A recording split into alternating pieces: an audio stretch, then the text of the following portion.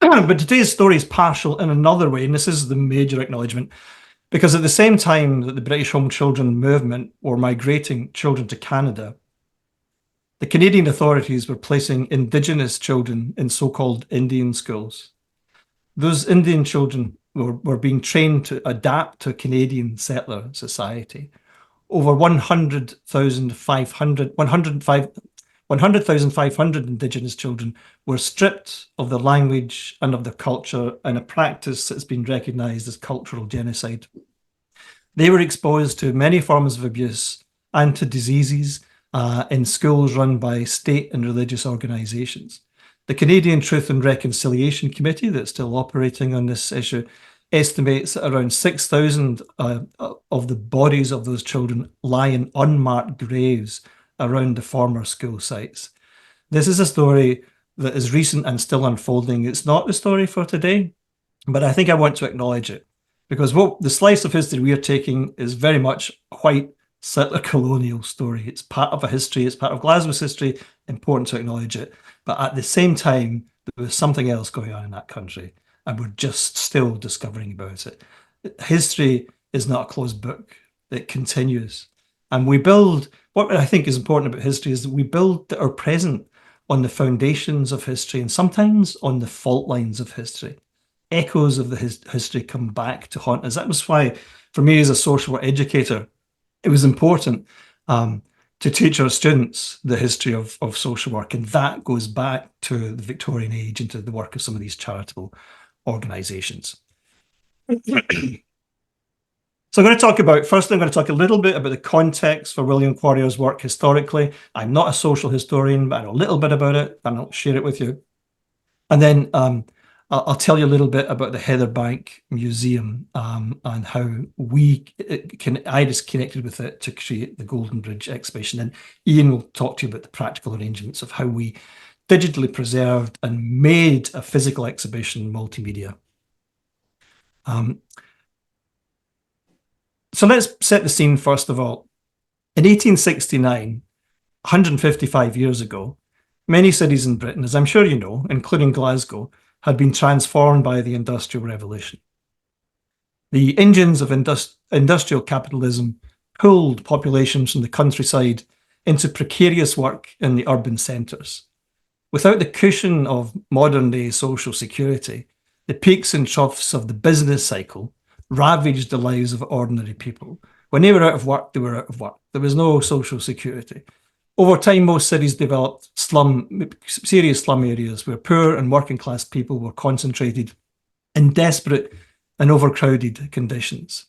They experienced long periods of unemployment, were ravaged by diseases associated with poor sanitation and overcrowding. Diseases like cholera were common. And they experienced unregulated, dangerous, and sometimes deadly conditions at work. Long hours and uncontrolled increases in rent and food prices stressed and fractured families and led many into destitution and despair. This was a time when Victoria was on the throne, the map was coloured imperial red, and the British settler colonial project was in full throttle, with many people choosing to escape overcrowded cities to build new lives in the colonies, in Canada and Australia and New Zealand. It was also a time of social reform when people like Lord Shaftesbury were active, and he visited Glasgow at the time. But still, at that time, we did not have universal suffrage. We did not have public education or anything resembling health and social services. Attitudes to child labour were quite different.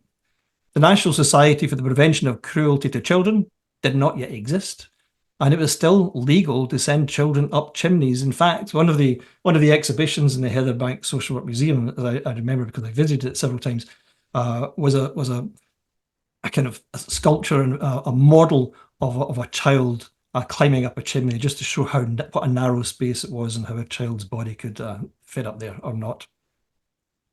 Not only that, but the idea of charitable giving to the poor, of giving finances or alms to the poor, was seriously frowned upon and effectively kind of illegalized through the poor laws. It was thought that giving alms to the poor pauperized them. In other words, and here we have echoes of the present, made them wholly dependent on welfare inappropriately, that they needed to learn good Christian values of industry, thrift, and sobriety.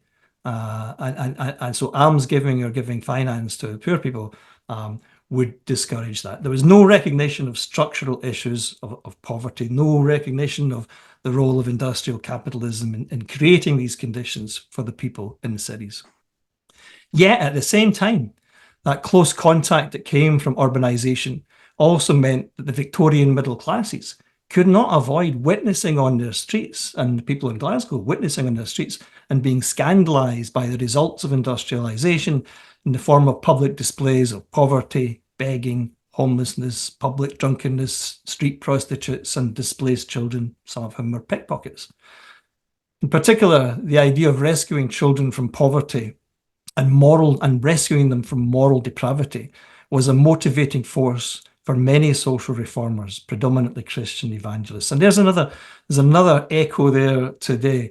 We talk in social work about a modern progressive approach to working with children is to support families, to offer family support and to try to keep families together and to build supports around the family.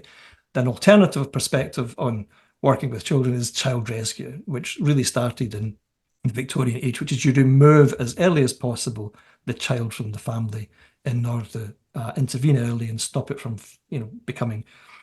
falling into kind of foul play or becoming morally depraved in some way. And you still hear politicians today basing the premises of their social policies on ideas like that. Okay, who was William Quarrier? Quarrier was very much a man of his age, self-made, Victorian, God-fearing man. He experienced hardship, but rose from rags to relative wealth and went on to do, as he saw it, the work of God. He was born in Greenock. He was the son of a ship's carpenter who died in Quebec during an outbreak of cholera when William was 3. William and his mother moved to Glasgow, where he spent most of his childhood living in poverty, pretty much, in the East End of Glasgow. He worked his way up from being a pin maker at the age of 8, working, long 12-hour shifts, to an apprentice shoemaker, to become eventually, over time and with good fortune, the owner of multiple shoe stores across the East End and across Glasgow. He was also a Baptist and a Christian evangelist, determined to make a difference to the lives of poor children in Glasgow, probably because of his own experiences of poverty. He began his philanthropic work at the age of 35, appropriately enough, with a shoeblack brigade, encouraging destitute children to form a band, to work together, to earn a living from cleaning the shoes of the wealthy. He went on to develop several other industrial brigades. I think it was a parcels brigade and other brigades, forms of work. He modelled this too. He was very well networked into the Christian evangelical system. This was modelled on an approach that had been adopted in Paris and Amsterdam, and he saw in London. So he introduced it into Glasgow, following a letter to the Glasgow Herald calling for people to donate to the cause and help him to do this good work.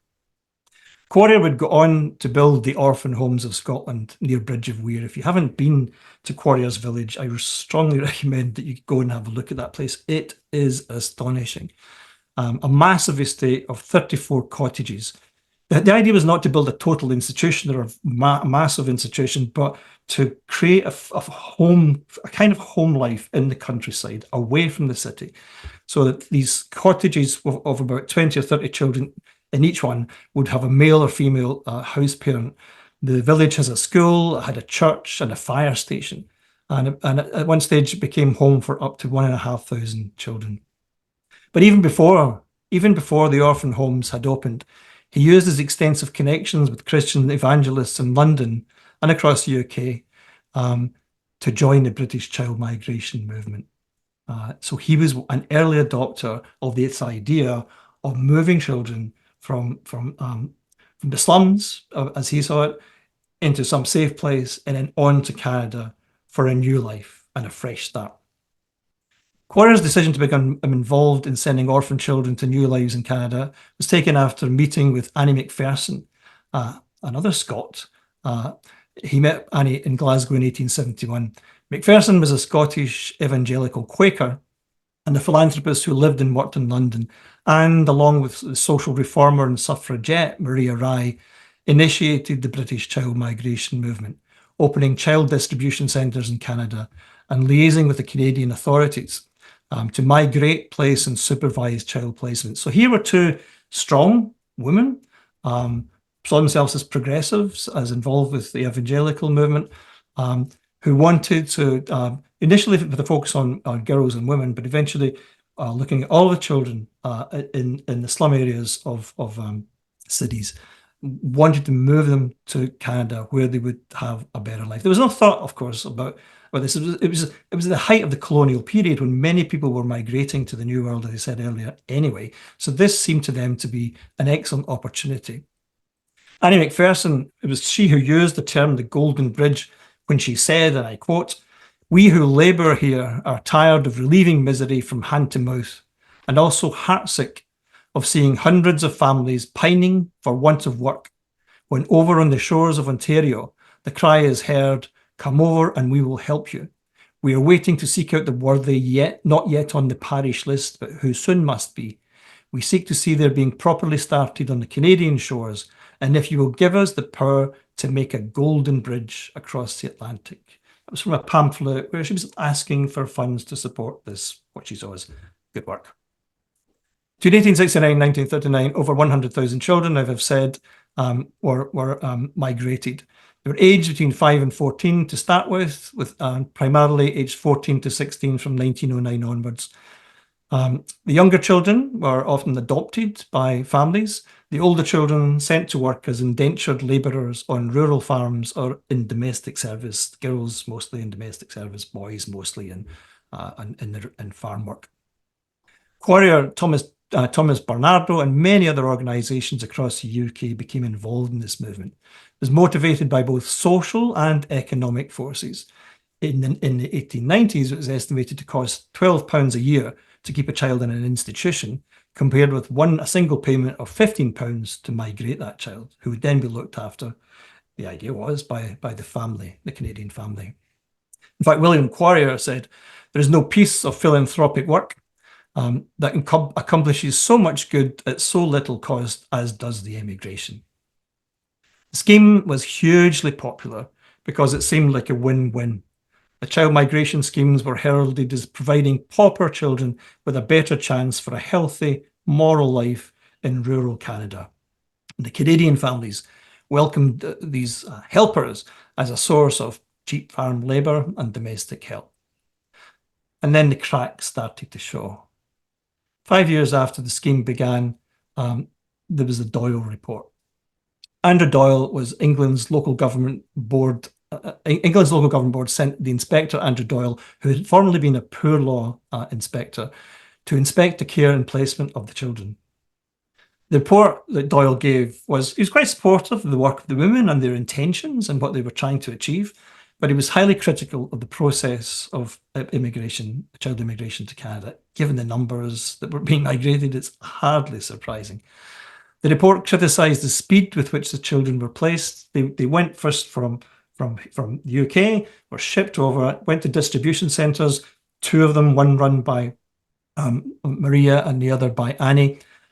They spent usually a few days, most a few weeks in the distribution centre before being placed with families. So that suddenness was criticised. There was no real introduction to Canada, no sense of where they were going, no training for the work that they might encounter. He criticised the process for selecting placements. Usually it was a reference based on the local minister to say that this person was a good, God-fearing person. And the informality of home visits. There was an expectation that the children would be visited by people from the distribution centre after they were out in placement to ensure their safety, but these visits often didn't occur.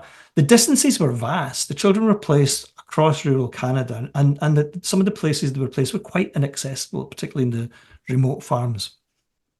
The visits, if they did occur, he felt were too informal. He visited 400 children. That wasn't a bad, he was a pretty thorough inspector. Visited 400 children placed by MacPherson and Rye, despite the difficulties in access.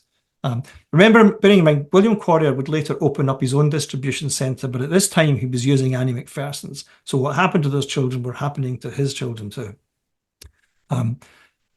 Doyle said about the visits, I could not, for example, and this was a concern, I could not, for example, ascertain that in a single instance of the cases that I visited, that an inquiry had been made as to the sleeping accommodation of the children. Yet I found several cases in which it seemed to me to be extremely objectionable. And here he was particularly talking about sleeping arrangements for for girls and young women, and mentioned the security of the space that was sleeping, the closeness of farm hands, and so on. Clearly concerned about moral issues, and quite rightly so, I think, at the time. He also said, and it's worth bearing in mind again, this is a sign of the times. This second statement starts with, although I did not hear of any case of gross cruelty. So he said, I didn't hear of any case of gross cruelty. However, this is what I did hear. He heard of many cases of ill treatment and hardship. A girl complained to me that for temper, she had been sent to bed on Saturday afternoon and kept here without food till Sunday evening. A mistress told me she'd kept a girl on bread and water for 3 days for refusing to admit she'd stolen 5 cents. A master, I ascertained, had horsewhipped a girl of 13. That's not gross cruelty. And I found the marks of flogging on a boy's shoulders. It goes on. Maria Rye, the subject of the report, along with Annie MacPherson, paid attention. They stopped bringing children to Canada for a few years following the release of the report, and MacPherson would make some changes to her organisation. The Canadians also replied to it. They accepted some criticisms, didn't accept others, and didn't stop the migration. These were important to the Canadian authorities to keep the flood of help to the farms and domestic servants coming. They did not stop the migration until things got worse.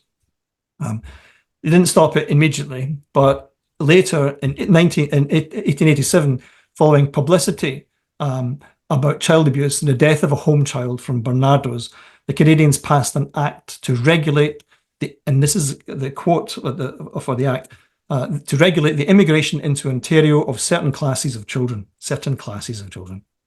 which were designed to license homes and keep track of the children after their arrival. This was motivated not just by concern about the health and well-being of the children, though that was part of it. They also wanted to control who was coming into the country. There were some concerns, growing concern about, they thought the streets of London in particular were being emptied of their criminal youth, teenage delinquents, and dumped into the Canadian soil.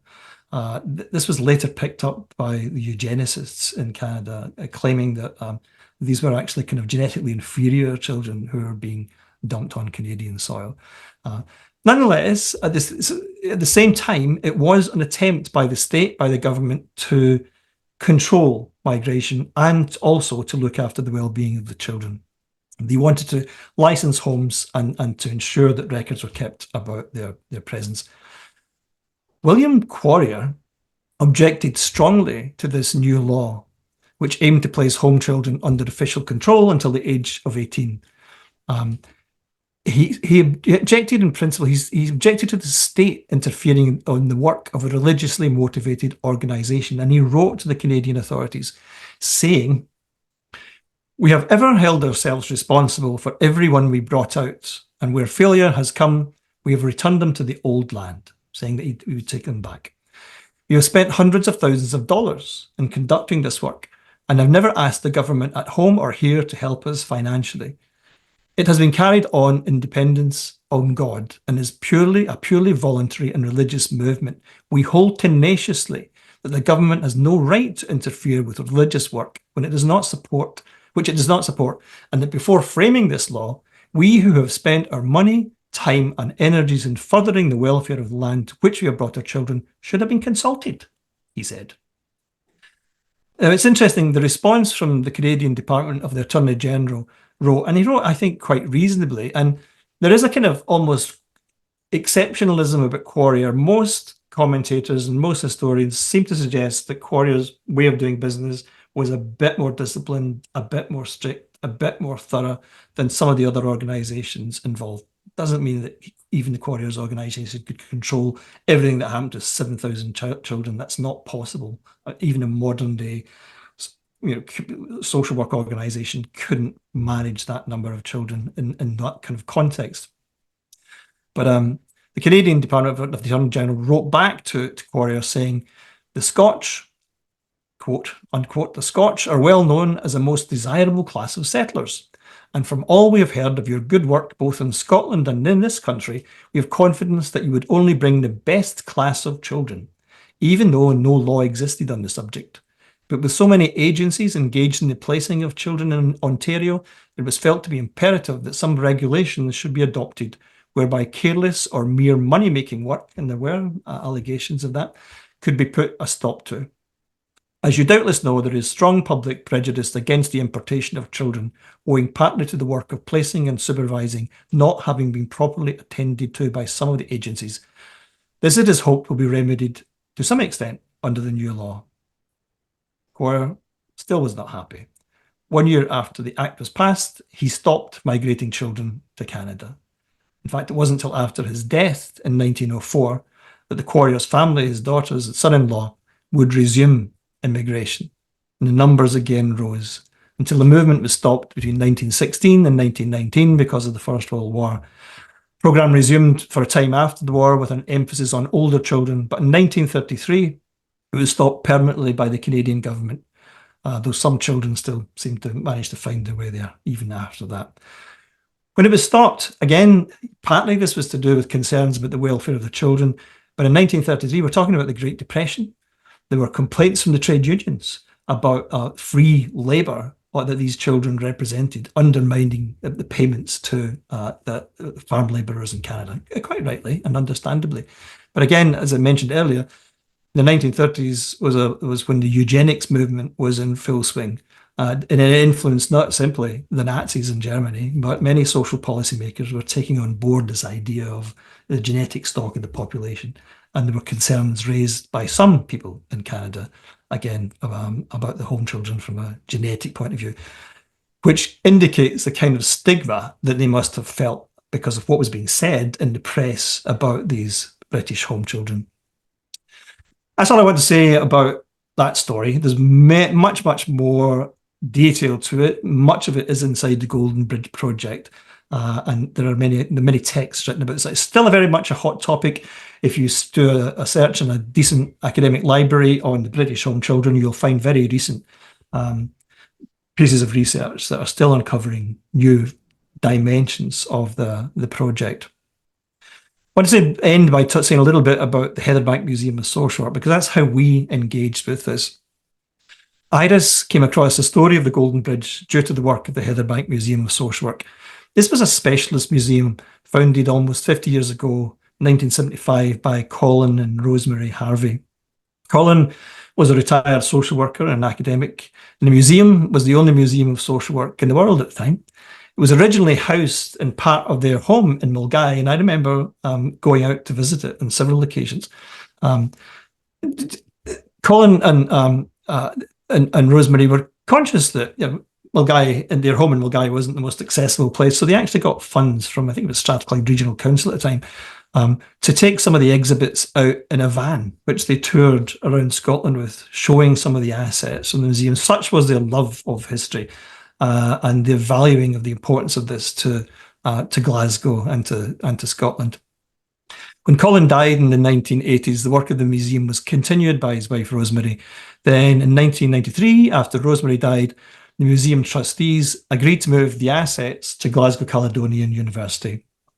1996, the university took over responsibility for funding the museum, and in 1999, new premises were developed on the main campus in the city centre. So it had a shop front, it had a display. The assets were open to the public. It contained a gallery with and an office and a resource space. It also included and employed Alistair Ramage, a magnificent man, as a curator of the exhibition. Alistair's depth of understanding the materials knew no bounds. He was an incredible person. And we're very lucky, in fact, that Alistair appears throughout the Golden Bridge exhibition as a kind of virtual curator, speaking to camera about the assets, and sometimes using audio to describe some of the features of the exhibition. It fulfilled the educational part of its mission by continuing to produce publications, fact sheets, and exhibition aimed at students and members of the public. Its exhibition work included displays on the themes of containment, exploring why human beings seek to lock people up when inside institutions, rebuilding lives, talking about the re-establishment of long-stay patients from Lennox Castle, an exhibition called Not Guilty, which was an investigation into various aspects of the historical and contemporary treatment of young offenders, and the Golden Bridge, which you know about. In 2004, following an internal review of space and resourcing, Glasgow Caledonian University sadly had to close the public gallery of Heatherbank, effectively removing all of the museum's assets from public view, although access for researchers is maintained by appointment via the university's research collections. Closure of the public gallery led to discussions about the potential to digitize some of the material, and in discussions with Ellen Daly from Iris and myself and Alistair, the curator, we looked at how we might be able to digitize a small part of a museum. We couldn't in any way afford to do all of it, and we decided the best way to do this would be to capture one of the exhibitions because it had a story to it, it had a narration, and we decided therefore to focus on the Golden Bridge. The Golden Bridge exhibition had been displayed in Heatherbank in 2001. It explained the story of child migration. It consisted of several different assets that we had to think about how we converted that into a kind of virtual display or virtual multimedia exhibition. The core of the original exhibition was 8 large display boards, which Ian will show you how we handled that in a little bit.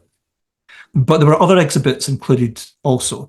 There was a replica Victorian child migrants trunk, literally a physical trunk, with typical contents, including a petticoat, a Bible, a copy of Pilgrim's Progress, and some writing materials. There was also an exhibit called the Testimony Tree, which had displayed 42 cardboard maple leaves, each inscribed with a fragment of a statement from a former home child derived from the work of the historical researcher. So when you turned over a maple leaf, you could read a statement from a home child. Then for the duration of the exhibition, it was a film called Living Histories, The Quarriers. It played on a loop. This film had been created by a Canadian filmmaker. It combined early film footage and stills of the orphan homes with 4 interviews with former home children, now in their 80s, at the time in their 80s and 90s. The exhibition also included materials that were on loan from Quarrier's organisation, so they weren't actually part of Heatherbank. And these included a selection of the narratives of facts. These were annual reports that Quarrier produced of the work of his organisation. And in the early days, much of that referred to child migration.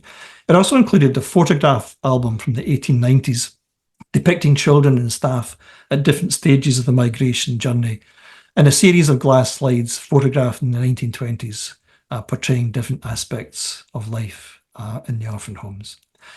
So I'm going to close there. There'll be time for questions at the end after Ian's talked. I think Ingrid's going to say a little bit, introduce Ian before he speaks. Is that correct? Yes, I can do the handover. So Ian Phillip is Iris's in-house digital designer. He's a background in commercial design for screen and print, and Ian's role encompasses visual design, user experience design, education design, audio video production, and information architecture. And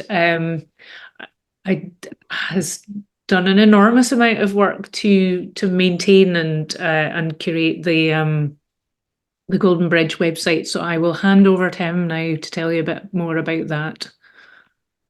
Thanks, Ingrid. I'll just attempt to share my screen, so it was a slightly nerve-wracking thing to do. That should hopefully be visible now. Good.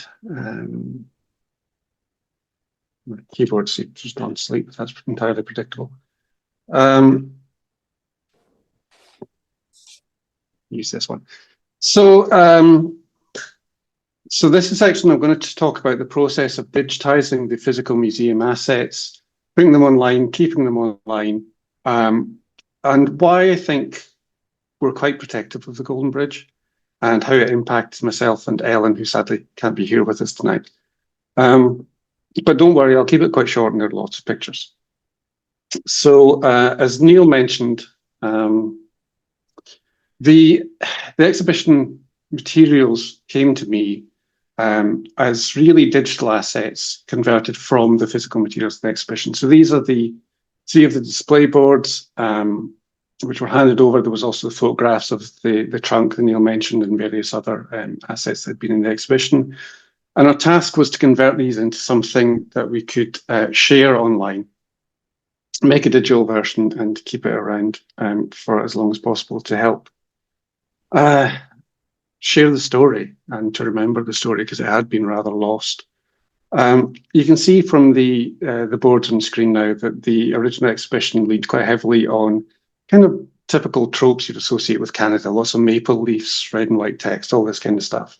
And that was very much the approach that we took initially with the design of the online build. So this is a pre-release version that we took, design that we took fairly far to fruition. It was almost finished. It was based entirely on those digital exhibition assets. And you can see again, it's maple leaves, red and white, all this kind of stuff. But the materials that hadn't come to me at this point were the scans of the photographs, because those were coming directly from Quarriers. We'd commissioned, I think it was University of Strathclyde, to do the digitization of those. So those then started to appear. This is an example of one of the scans. As it came off the scanner, everything was scanned as high resolution TIFFs. And the photographs weren't always in the greatest of condition. A lot of them had been stored less than optimally, if I'm entirely honest about it. So there was sun damage, water damage, physical damage, tears, creases, dust, all this kind of stuff. So there was a fair amount of work to be done to convert them into something that could be usable and shared online. We also had a limitation from Quarriers where they were very reluctant to have high-resolution JPEGs of these images available online. They would retain some control over them. I don't know if anyone here is from an archival background, but I know that any kind of archivist with a substantial photographic element within their collection will recognise that tension about wanting to share the contents of what you have, but also retain some control and to prevent them being lifted wholesale and appearing on someone's Facebook group or something, where these often end up. So I went through all of these images to optimize them for levels and sharpness and all this kind of stuff.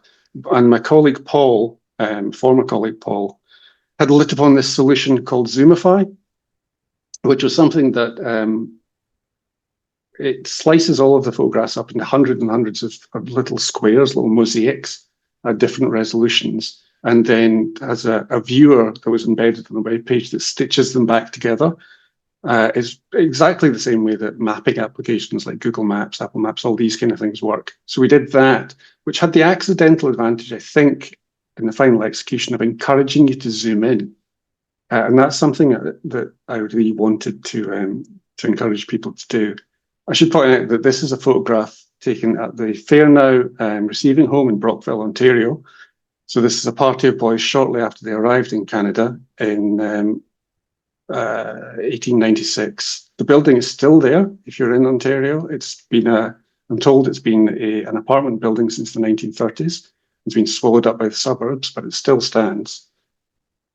So that process of optimizing these images, when you do this kind of work, I always do it at 100% resolution. So I'm zoomed in all of the way to set things like sharpness and levels and all this kind of stuff. And I took weeks cumulatively to go through all these images and spent an awfully long time staring these young children in the eye. And it's a very different experience and a very humanizing experience. To take something that you understand in sort of broadly statistical terms, 100,000 children migrated, 7,000 from the west of Scotland, 11% of modern Canadians descended from home children, all this kind of stuff. It's quite another when you find yourself staring them in the face and wondering what happened to them, because all human emotion is here in these photographs. The chap in the centre there, who I would interpret as, curiosity, perhaps? It's a chap called Lewis Innes, aged 7, sitting next to his 5-year-old brother, who evidently couldn't keep still for the camera. There's trepidation. That's an expression you see in an awful lot of these photographs. young chap by the name of George Harris there, no age given. Defiance, Thomas Winter, despite the fact that he's huddled up against his older brother, John. That very unique form of soul-crushing boredom that's only ever shown on the faces of very young children who've been asked to stay still. A young chap called William Sutherland on the left. And human nature being what it is, we're pattern recognition machines by default, so you start to see faces between photographs that you recognise, or you think you should recognise, and sometimes you see the same face in the same photograph. These two brothers, William and Robert Allen, photographed in 1887, and like the majority of the young men you've just been looking at, they were shipped to Canada on the SS Siberian from Greenock in March of that year. These are definitely brothers. I would estimate that they're twins. And you find yourself wondering what happened to them, because you can't help it. Were they able to stay together? Were they separated? If they were separated, would they have been able to keep in touch to some extent at least? And as I say, you find yourself recognizing faces, even when you can't possibly recognize them. So sometimes I'd find myself looking at people thinking I'd been to school with them, despite the fact the photograph was 140 years old. Sometimes you feel that they were, or think you recognize them from TV or videos or movies or something. I won't point her out because that's a bit unfair, but there's a young woman in this photograph who looks so strikingly like one of my wife's friends that we ended up doing her family history to see if there was a connection. And I can tell you, there was absolutely no connection. It's just a coincidence. But it is uncanny. And that's just an example of the way that these photographs are all sliced up for Zoomify, and what actually sits on our servers are these hundreds of little jigsaw pieces. So the experience of spending all that time going through these photographs was really haunting, is the word I would use. But Neil first introduced this project to me.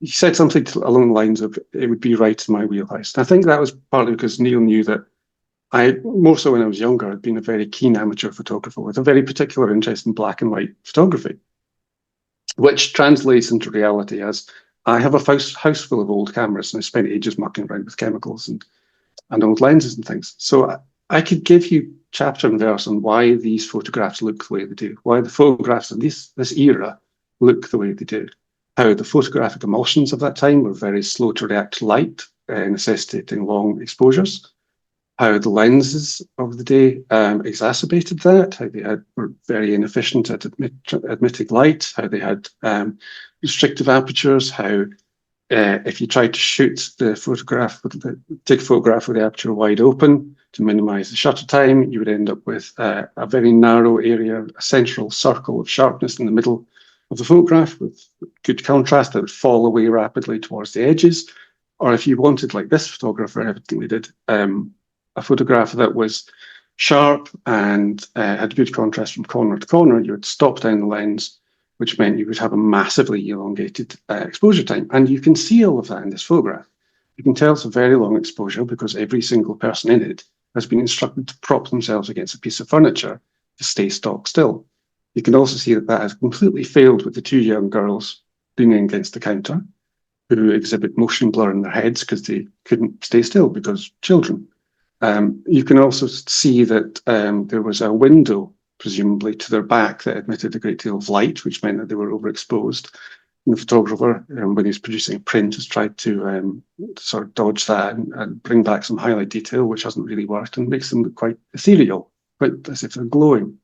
And most pertinently, you can see, if you look at the woman in the center of the image, that for whatever reason, she had to exit the frame before the exposure was complete, which gives her that ghost-like, transparent experience. And I know all that kind of stuff on an intellectual level, but it does nothing to reduce the emotional impact of looking through all these photographs at all these children, seeing, as we discovered when we started doing this and zooming in, faces at windows, people climbing out of windows sometimes to be in the photograph.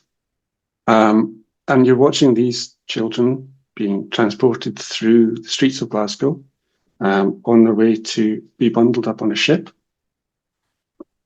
varied across the world, often, as Neil said, with families in Scotland. You know, this is not the definition of orphan we would use today. And you find yourself questioning what level of volition these children truly had. Quarriers would have said at the time they were given a choice, but you have to question how much agency children of that age in such a vulnerable state would genuinely have when adults and figures of authority are enthusiastically telling them that this is a fabulous opportunity and will improve their lives.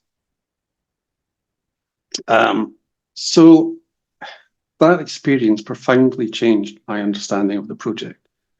So we ripped it up and started again. And we rebuilt it from the ground up with the photographs as the central visual element. We built everything around it. So this is the version which launched in spring of 2008. And you can see, you know, the sepia colour is obviously taken from the photographs. We put the photographs right way through it to try and humanise the story as much as we possibly could. Even things like that blue colour, we used as an accent colour, which I guess connects to Scotland, but really was lifted from the bindings of the photograph albums, which are visible in some of the photographs. So that's the version we launched way back in 2008. And it was quite well received at the time, which was really pleasing, both in terms of online sources in the UK and Canada, but also in print media. The BBC publications picked up on it in particular. So on the left, that was a half-page article from Who Do You Think You Are magazine from May of 2008. And at the other side, I think that's BBC History magazine, a little smaller sidebar article. I think they featured it a couple of times, but that's the only clipping I had. But anyone from a kind of a bit of a geeky or technology interest will be aware that around 2007, 2008, depending on where you live in the world, was when Apple released the first iPhone. And that profoundly changed what a smartphone was. Before that, you know, your Blackberries, Nokia E61s, all these wonderful things. The best you could get was something called WAP, Wireless Application Protocol, a cut down version of the internet on your phone, text only. But with the iPhone, you had the actual internet on a phone. And that gave lie to a lot of convenient deceptions that people like myself had been telling ourselves for quite some time. We always designed these things for desktop monitors, which were always landscape in orientation, always 72, 96 dpi. If you include laptops, they'd be sized from about 12 inches up to about 20 inches diagonally. And suddenly you had these devices, which were 3.5, 4 inches diagonally, vertical in orientation, touch screens no less. And crucially, in the case of the iPhone, did not allow the installation of Adobe Flash, or Shockwave Flash as it'll always be to me, or Future Splash if you're really old. For anyone who doesn't remember, Flash was a technology, a proprietary third-party plugin technology that we used to use to add interactive elements to web pages. So audio, video, any kind of animation. And we had built large sections of the Golden Bridge in Flash. So the Zoomify viewer for the photographs was built in Flash, the videos that Neil had mentioned, that Alistair Ramage was kind enough to record for us, the audio. There was a very elaborate sort of interactive element mapping the journey across with various pop-up things that you click on. But then very quickly after launch, we realized if we want this to stay current, if we want people to see the video that you should be looking at on this page, and instead you just see an error saying install Flash, we would need to do some work. So that, the updated version where you can see the video, that is Alistair Ramage, who Neil mentioned, the former curator of the Museum of Social Work. And the reason you can see that is because in 2014, I think, myself and Paul, part of a project to maintain all of our online materials, went back and rebuilt the Golden Bridge. Like I say, we did it for multiple materials to keep them relevant, accessible in the broadest possible sense, and to ensure that the stories of these children was still available and still could be found. We did this for a few of our resources, but I think it's fair to say we lavished the most attention on the Golden Bridge because myself and Ellen in particular felt very protective of it. The site was rebuilt to be responsive, which is just a jargonistic way of saying that it adapts itself to the size and shape of screen that it's being viewed on. We ripped out all of the Flash and replaced that with various alternatives. Thankfully, HTML5 and JavaScript are matured enough that you didn't need Flash for interactivity anymore. So the videos we moved to a streaming site, Vimeo, where they're still hosted to this day. The Zoomify viewer we replaced with an equivalent build in HTML and JavaScript. Some of the elements were a lot more, took a lot more work and more of a profound rethink, like some of the interactive elements. As I say, we replaced animations with much more straightforward text pages, which I think in hindsight was probably an improvement anyway. And there we go. That's just a photograph of my phone to prove that I'm not lying, but it does rather convey the way that the layout changes depending on the device that you're viewing it from. And I'm very glad that we made that effort. I'm very heartened to discover that people like Ingrid are able to discover it all these years later, that we put the effort in to build it in a way that would mean that 17 years from starting the project, 10 years on from its last rebuild, that it's still there, it's still accessible, and it still conveys the story of these children in what I hope is a suitably affecting manner. And I think that's quite enough from me, and I'll hand back to Ingrid.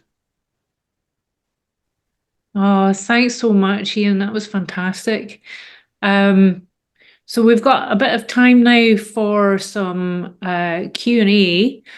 I think just to get us kicked off, I just wanted to ask you, Neil, the conversations that I've had with yourselves and Paul and Ellen, that emotional attachment to the project comes across very strongly, and a kind of long-term commitment, that real kind of curatorial role, I think you've all taken really to heart.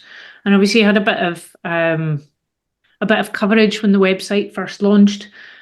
I wonder what kind of response have you had from kind of home children audiences in Canada and their descendants? What kind of interactions have you had with them and responses from them? I mean, Ian's probably going to be able to tell you about, since I haven't been here for years, individual approaches, because we do know that people discover their families on the site through the photographs, and some of the Canadian home children organisation point to us and point to the resources there. But I'd like to tell you about an event, in fact, that Quarriers, we did this in partnership with Quarriers at the time. They were very keen to work with us, and in fact we helped to digitally preserve many of their materials that would otherwise, as Ian suggested, they weren't being stored under optimal conditions and would probably have fallen into disrepair. But all of the material, far more than we needed, has been digitized now. But Quarriers also were quite proud of the project, and they had and continue to work with an organisation called the Quarriers Canadian Home Children Organisation, and they have in regular contact. And one year they invited, I don't know, 20 or 30 members of, these were descendants of home children, to Quarriers Village, and invited Ellen and I to go and talk about the Golden Bridge exhibition. So we did that, and it was we were a bit trepidatious, because we felt we'd done a good job, but these were the actual descendants of the home children who hadn't really been involved in the project. They knew it was happening. And I wasn't sure how they were going to respond. So we talked and we both presented, and, you couldn't hear a pin drop. And at first I thought, oh, God, have we done something terrible here? Is this not somehow honouring the memory? And in fact, when I turned around, it wasn't a dry eye in the room. It was so moving. And at the end of it, the secretary of the Home Children Organisation got up and gave a small speech, thanked Ellen and I, and gave us both certificates, making us something I'm very proud of. We were both now honorary Canadian home children. So that was an impactful event for sure. Ian might know some other individual approaches from people. Yeah, I mean, we every so often we'll get an email coming to us from someone saying, I think that's my grandfather in a photograph, or they discovered a name in one of the narrative facts, and we refer them on to Quarriers. that tends to be the last I hear of them. But I mentioned this to some of my colleagues the other day, who confirmed that they've had several emails back thanking them, saying they've been able to get stuff. And one of my colleagues said that who'd been doing a lot of work with an equivalent organisation in Canada, he revealed that one of the people he'd been working with is a descendant of the Home Children, told him he was a descendant of the Home Children, and they were aware of the Golden Bridge, and they had been through it looking for signs of their family history. So we do still get some feedback about it, but it's most of it we refer on to Quarriers. Yeah, I found Quarrier's 2022-2023 aftercare report, which they publish because of the Scottish Government's requirement that happens. And it does mention that over the last 20 years, Quarriers have been engaging with the descendants of migrated children. They continue to do so. They've made an apology, and they've told many of the descendants about how they apologise for that work. They recognise the harm that it caused to many home children, and they have plans to develop a memorial garden that will speak to the contributions of survivors, children migrated to the New World. And they do, the job that you would expect them to do in terms of taking responsibility and continuing to engage, I think, with the home children or the descendants. We have a question in the chat here from Hanukkah. She says, "Thank you both for a moving story and for putting faces and names to the children and speaking to descendants. Beautiful. I was wondering if anything is known about the parents who had their children taken away from them." Yeah, I mean, as I said, this is an ongoing historical issue, and people are still discovering things. Not a lot, I think, to be fair.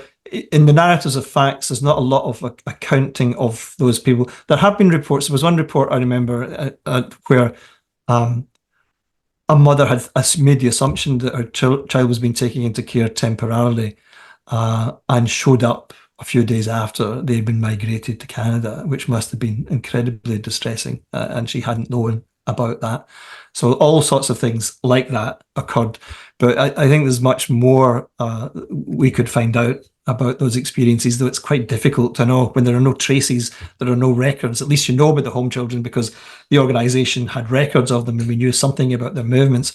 But the families, there's little. There's usually some notes in the Quarriers' records about where they came from and if there had been any connection, but not a lot is known. We can imagine those stories. This isn't a tale about failed, although the Victorians often saw it that way, as failed parents. It isn't. It's a story about the ghost in the room was industrial capitalism, unregulated industrial capitalism, and that social process is having the same impact in cities in Mumbai, in India, under the Modi government as we speak. It may be informational capitalism, but it's still having impact. There are children in slums all across the world today, so those things are, when you don't regulate those kind of business processes, this happens. But yeah, too little is known about them. Yeah. I have a question from Anne McLaren. She says, "Does the archive contain information about other sending organisations like George Coser?" No, not to my knowledge. It doesn't. Unless they had some relationship with Quarrier, then it wouldn't. The exhibition and the Heatherbank Museum focuses specifically on the Quarrier's role in that migration. Yeah. Would anybody like to ask a question from the floor? Please feel free to put your hand up if you're something or in queries. Audrey, is there anything you want to? I don't want to hog it all here. I was, yeah, I would quite like to know, and it kind of leads on to maybe another webinar, but if someone did want to find out if they had a connection with Quarriers or one of their family members perhaps was a home child, what would they do? What's the sort of practical advice you would give them? Well, on the Quarriers website, there is a place where you can approach. I think they would discourage speculative inquiries. It's more if you know. So the assumption is that you have a relative who's had some connection. I'm not sure how they would respond to do you know if, because they've been flooded with those queries. I posted in the chat a link to a home child database, which isn't absolutely comprehensive, but the Canadians keep databases with records of the people who are shipped. So they've got information from the shipping logs. I mean, I've checked and there are about a dozen Ballantines. I don't think I'm directly related to any, but the name Ballantine occurs frequently in those lists. So you can have a search there to see what's what. But yeah, I'm not sure that an uninformed approach to Quarriers would be welcome. They're a busy social care organisation. Because you do say, actually, and it says on the actual project website that, is it 10% of Canadians today are actually related to a home child? How do you know that? Yeah, I mean, these are historical guesses based on social historians' interpretation of the record. It's between 10 and 12%. And I suppose they know that from the data that they do have. And they do have these shipping records, and they have compiled lists from all of the organisations. They aren't complete, and it's a ballpark figure. But the ballpark figure is pretty consistent between 10 and 12%. That's a lot of people maybe wanting to come to Scotland, don't you think? Well, that's from the whole of the British home children movement, not just the Scots, but the Scots. I mean, we know this. There are lots of Scots in Canada, lots of Scottish descendants in Canada. So a decent proportion of them would be, but. You talked a little bit at the start of your talk on the motivations and the drivers behind child migration schemes, and it's kind of staggering to think that it was such a long-running thing. So from the late 1860s right through to 1967 or so, those drivers must have changed and morphed. How did that work? Yeah, I mean, in the 1960s, there were more. Australia was still live at that time, and I've just came across, because of my kind of research for this talk, came across an article I hadn't discovered about migrations from Britain, not particularly Scotland, to New Zealand. They were mostly focused on fostering children. So it was a bit more hidden and perhaps a bit better. I don't know. So there are lots of stories still to be done, lots of research still being done in this area. It did morph over time. That's why when I mentioned about the rise of how the eugenics movement influenced it, and there were multiple ways of interpreting. It's not that the eugenic movement dominated completely the stories.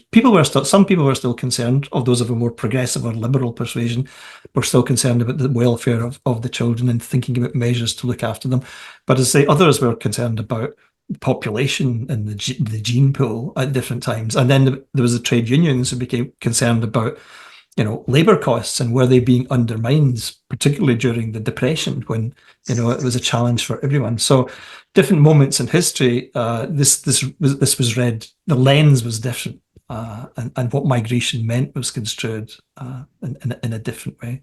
It's complex, many layered. I would highly recommend reading some of the many textbooks that have been written on the subject. There's one called The Golden Bridge, a textbook called The Golden Bridge, which I think is particularly good.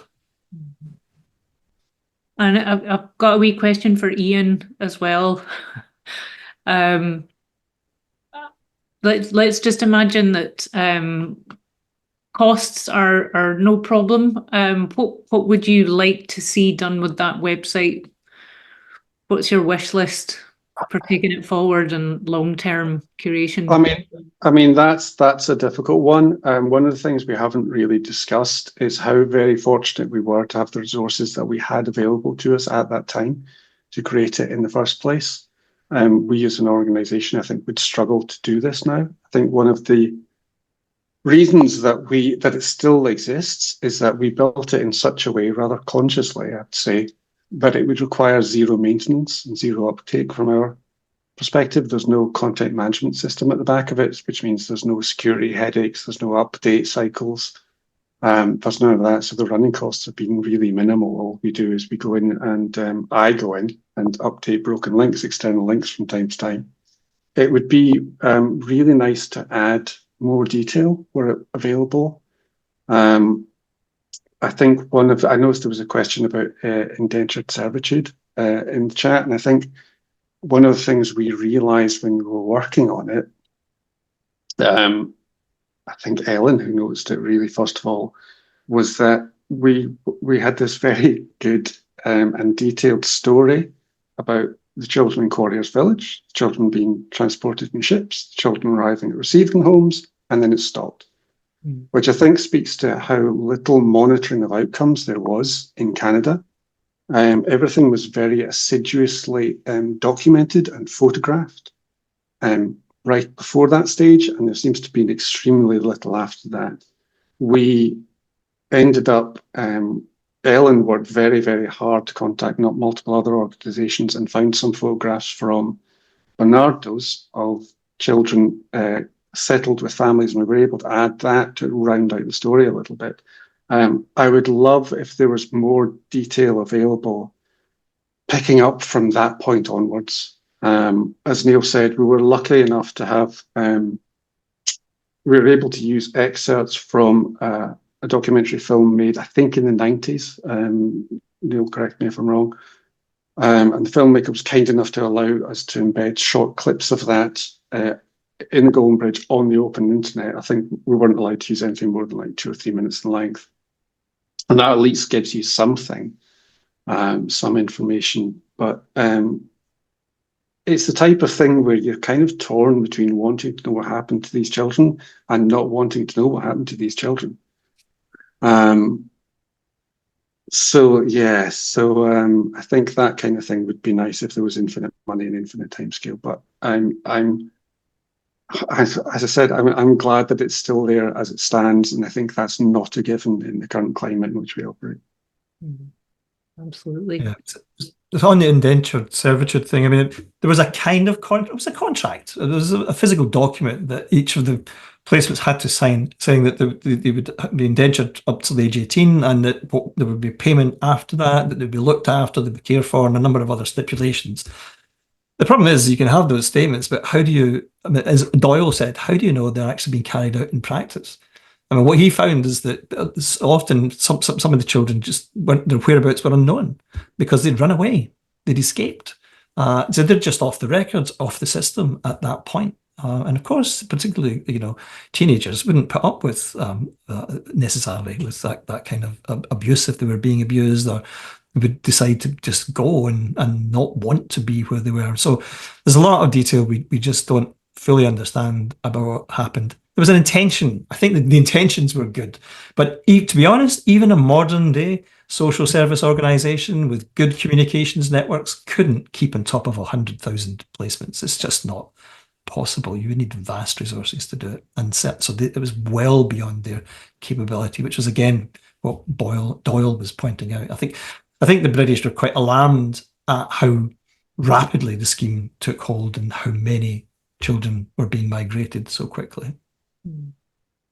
Yeah, the scale is just astounding. Impossible to get your head around, really. And I think it's still not a well-known story. I wonder how much of that is related to some of that stigmatization of those children that then grew up to become adults that were maybe reluctant to talk about their experiences and where they'd come from. That kind of because a lot of this is kind of bound up in your sense of identity and not knowing where you've come from when those roots are severed and those ties are gone. Yeah, I mean, the Canadians have tried to kind of recognise it. They even had a postage stamp dedicated to them. I think they have a day for the home children. They haven't apologised yet. They haven't yet decided to apologise for that their involvement in it.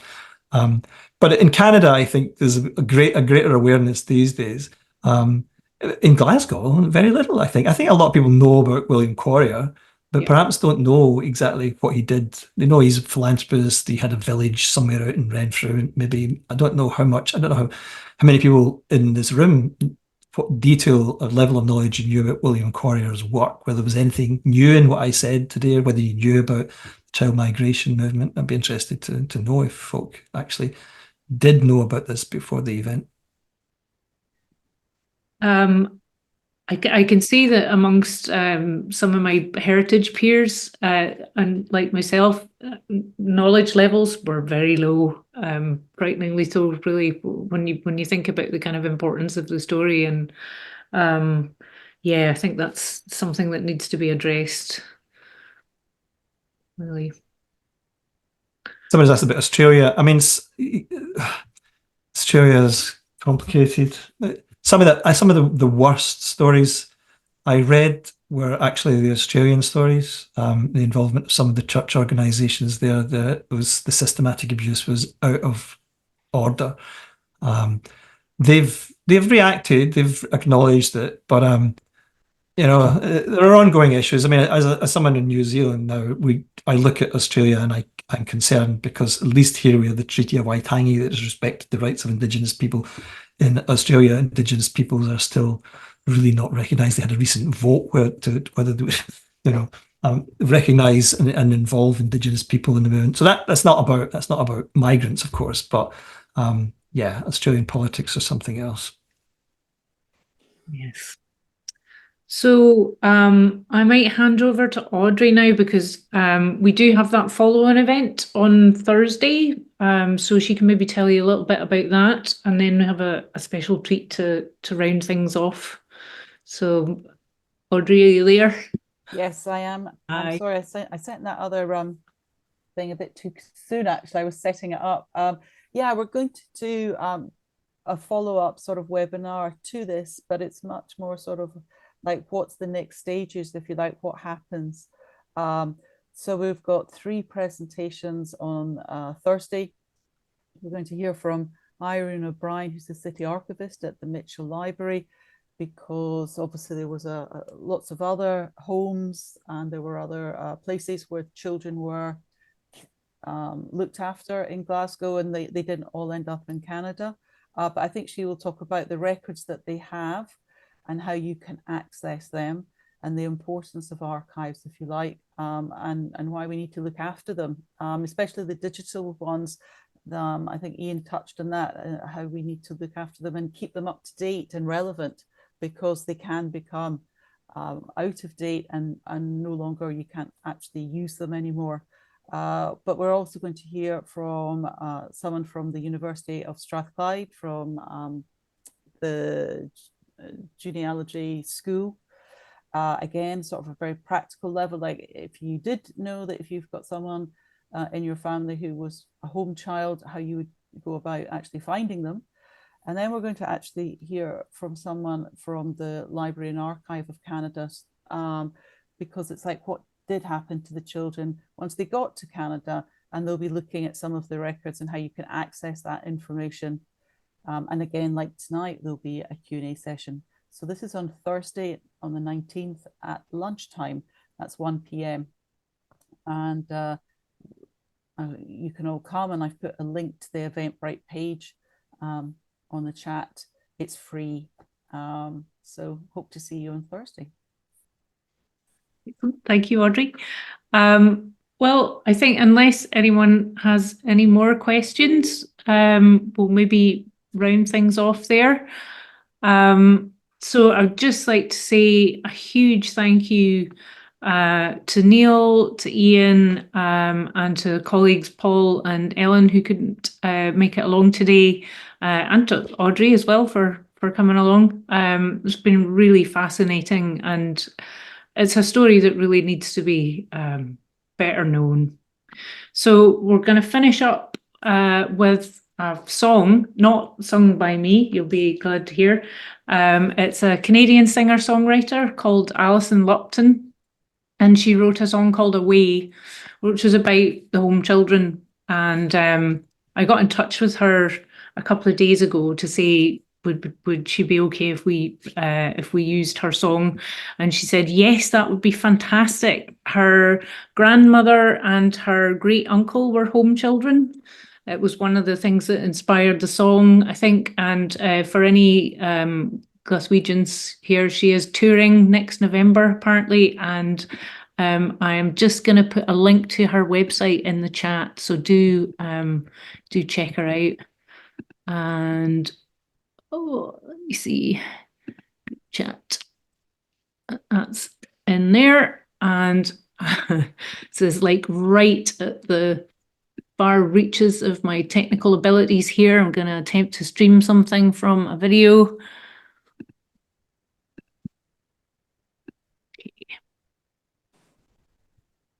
Can you all see that? Yeah. Okay. Yep. Enjoy, and thank you all very much for coming.